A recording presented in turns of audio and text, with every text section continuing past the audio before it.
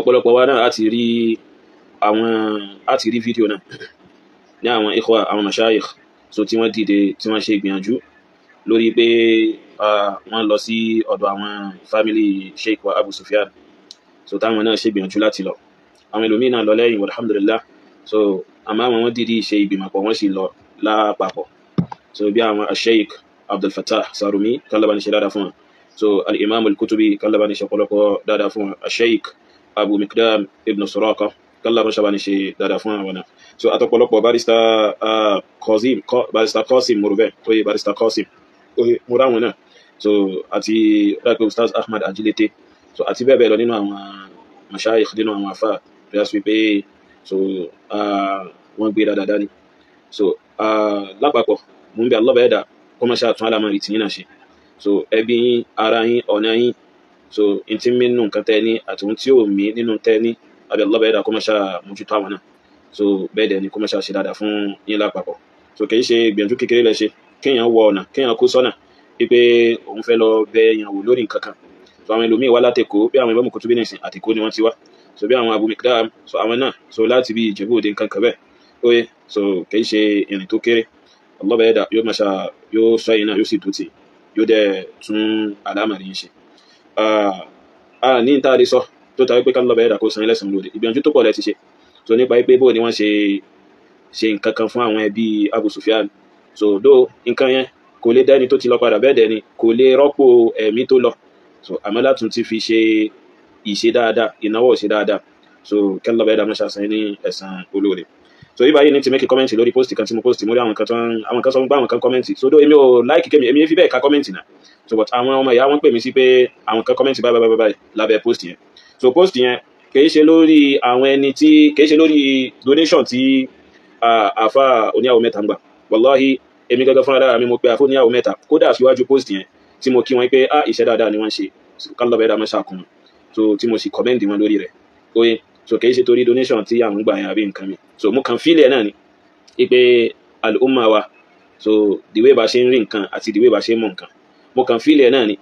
pé yóò wà náà àwọn ẹni tó já sí wípé wọ́n ní àwọn ń fẹ́ràn Sheikh Lukman Abu Sufyan wọ́n láwọn fẹ́ràn wọn nígbà tí wọ́n fi wà láyé yóò wà nínú wọn tó já sí pé ẹnìkan gan ó kápá kókó owó kalẹ̀ fún ilé kéwú tí Abu Sufyan sọ pé àwọn ń bùkátà sí láti fi expand ilé kéwú fún àwọn ọmọ akẹ́kọ̀ọ́ ẹ̀sìn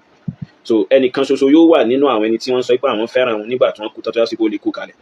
àwọn kan tèmi ń rò débẹ̀ nìyẹn tí mo fi ní ìgbà tí àfa yìí ń bẹ láyé ìgbà tí olùmọ̀ yìí ń bẹ láyé báyìí kìí ṣe lórí donation táwọn èèyàn ṣe kíni táwọn èèyàn gbà so kò tí ẹ wò mí kí n make a comment lórí ẹ̀ torí mi ò tiẹ̀ ní problem pẹ̀lú táwọn èèyàn bá ń sọ oye mi ò ní issue pẹ̀lú ẹ̀ so tèmi bá sọ tèmi mo bá tèmi lọ nìyẹn so àmọ́ mo kàn ní kí n tún gbìyànjú kí n sọ ọ̀rọ̀ lórí ẹ̀ so ohun tí mo dẹ̀ sọ yìí nìsín òǹkàlùkù gbọ́dọ̀ ṣe kíni òǹkàlùkù nídìí òǹkàlùkù tó ẹni tó bá mọ̀ tí ń ṣe yóò rí rò bẹ́ẹ̀ yóò ṣe kíni yóò rí rò bẹ́ẹ̀ oye báyìí yóò rí rò bẹ́ẹ̀ so ẹni yìí ìmọ̀ ń bẹ lọ́dọ̀ wọn so Allah bẹ́ẹ̀ dà bù wọn ní ìmọ̀ wọ́n sì fẹ́ fi ṣàǹfààní fún al-umma wọ́n fẹ́ extend ẹ̀ sí al-umma wọ́n wá ń bùkátà sí center tó yá sí pé yóò wà standard so oye ó dẹ́ mi lójú pé yóò wà nínú àwọn ẹni tí wọ́n ti rí post yẹn tó yá sí pé lẹ́yìn ìgbà tí wọ́n lọ tán ní ìsìn wọ́n á máa ṣèṣe pé wọ́n fẹ́ràn àwọn wọ́n sì nífẹ̀ẹ́ wọ́n nífẹ̀ẹ́ bí wọ́n ti ń sọ̀rọ̀ yóò wà nínú wọn tó yá sí pé ó kápá kókó àwọn owó yẹn kan kalẹ̀ síwájú kí àáfà tó kú fún ilẹ̀ so àwọn nǹkan tẹ́mi rò nìyẹn tí mo fi kọ́ post ń pé so àmọ́ nínú àwọn àdéhùn tá lọ́bẹ̀ẹ́ dà tó ṣe fáwa mùsùlùmí nìyẹn so kí á lọ́bẹ̀ẹ́ dà kó mọ́ ṣáà tún wá ṣe so abi Allahu azza wa jalla kó mọ́ ṣáà ṣe náà fún wa and then bóò ní kí a ti pé àwọn ikọ̀ àkọ́kọ́ náà oye wọ́n send message sí mi so láti yá sí pé kí n bá wọn gba àwọn àkáǹtì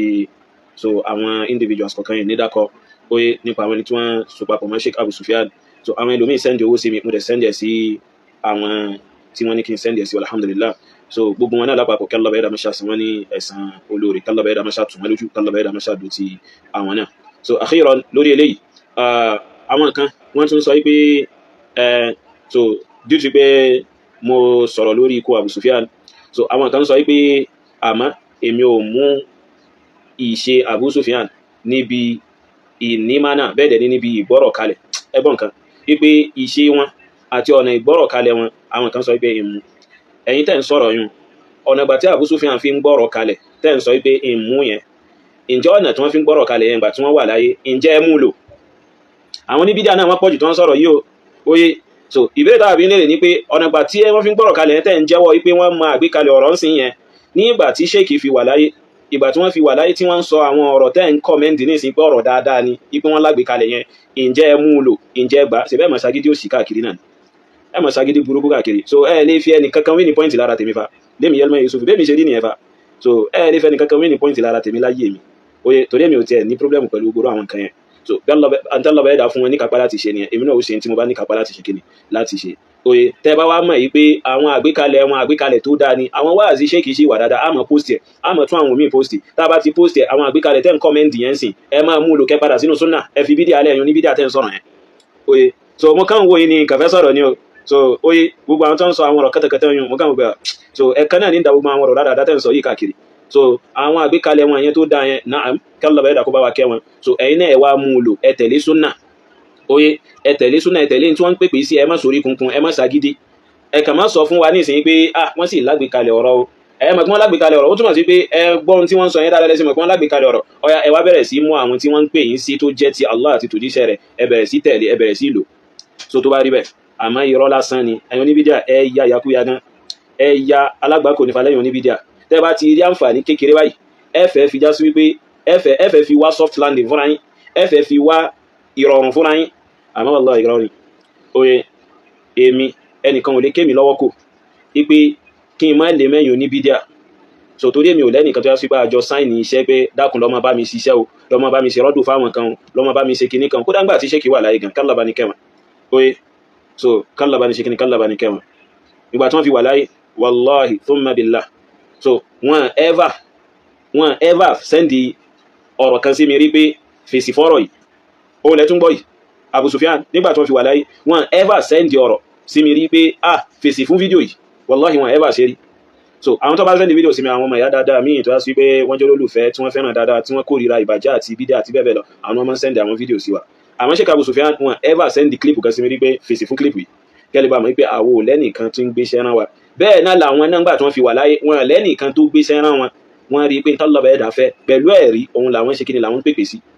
oye tẹ́bá wá rí pé dáadáa ń bẹ náà bẹ́ẹ̀ ṣe ń jẹ́wọ́ rẹ̀ báyìí ń sẹ́yìn oníbídíà ẹ túbá kẹ́ tẹ̀lé òdodo tí wọ́n sọ pọ́n tó fa ilẹ̀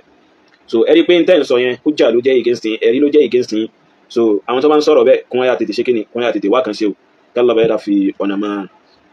gbogbo wa ní àpapọ̀ àwọn kan tí wọ́n dá kan mọ̀ oye àwọn míì gan nínú àwọn ọmọ ìyá so wọ́n make comment pé ipe ṣe bóyá kí n lo bí ọ̀sẹ̀ méjì bóyá kí n wà fún ọ̀sẹ̀ méjì kí n má sọ̀rọ̀ that is kí n má ṣe rọ́dù fẹ́ni kankan bẹ́ẹ̀ dẹ̀ ni kí n má fèsì fẹ́ni kankan in respect of ipe afa wa dáadáa Sheikh Abu Sufyan rahimahullah ipe wọn kú tayyib èyí ni comment mi lórí àwọn tí wọ́n bá ń sọ̀rọ̀ àwọn ọ̀rọ̀ bẹ́ẹ̀ so èmi mọ̀ bí ṣe ń ṣe mí so mo sì mọ̀ pé ẹnìkan ò lè ever claim pé òun fẹ́ràn Abu Sufyan jù mí lọ èmi mo mọ irun tó kọlù mí irú ibi tí nǹkan náà ti bá mi so fún ìdílé yìí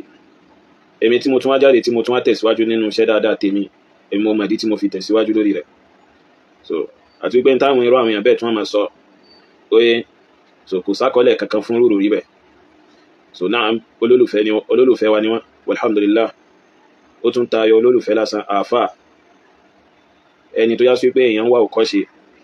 fi tẹ̀lé ìlànà nabi sallallahu alaihi wasallam àti àṣẹ Allah badẹ́dà oye so yóò bá nínú jẹ́ lóòótọ́ yóò sì káyàn lára yóò sì dùnyàn àmọ́ ṣé yóò wá ti torí pé bóyá olólùfẹ́ ẹni